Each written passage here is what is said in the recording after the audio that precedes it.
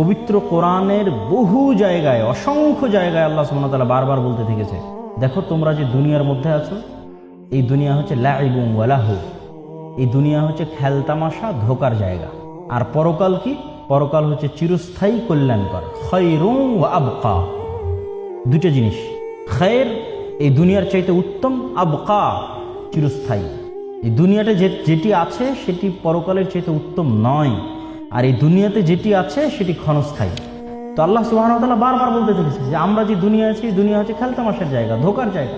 এবং এই দুনিয়ায় যে আমরা ধোকায় পতিত আছি সেটির কথাও পবিত্র কোরআনের আর এক আয়াতে আল্লাহ সুবহানাহু ওয়া তাআলা বলেন, আলহাকুমুত তাকাসুর হাত্তা যুরতুমুল মাকাবির। আলহা ইলহি মানে হচ্ছে ভুলিয়ে রাখা। ছোট বাচ্চা যখন কান্না করতেছে, আপনি মোবাইলে একটা গেম অন করে দিয়ে দিলেন, ও কান্না ভুলে গেল, খাওয়ার কথা ভুলে গেল, মাকে ডিস্টার্ব করার কথা ভুলে গেল, কোলে চড়ার জন্য কাঁদতেছে সেটা ভুলে গেল। এটিকে আরবিতে বলা হয়েছে আলহা, ভুলিয়ে রাখা। আলহাকুমুত তাকাসুর, এই যে দুনিয়ার চাকচিক্য মোহ তোমাদেরকে ভুলিয়ে রাখে। কি ভুলিয়ে রাখে?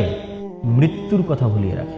হাত্তা যুরতুমুল মাকাবির, মৃত্যুর কথা ভুলিয়ে রাখে কতদিন পর্যন্ত?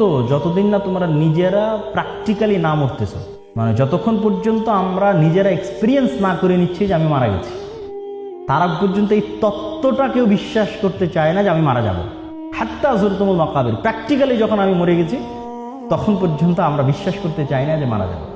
এবং এটি শয়তান ভুলিয়ে রাখতে চায় যেন আমাদের স্মরণ না পড়ে যে আমরা মারা যাব।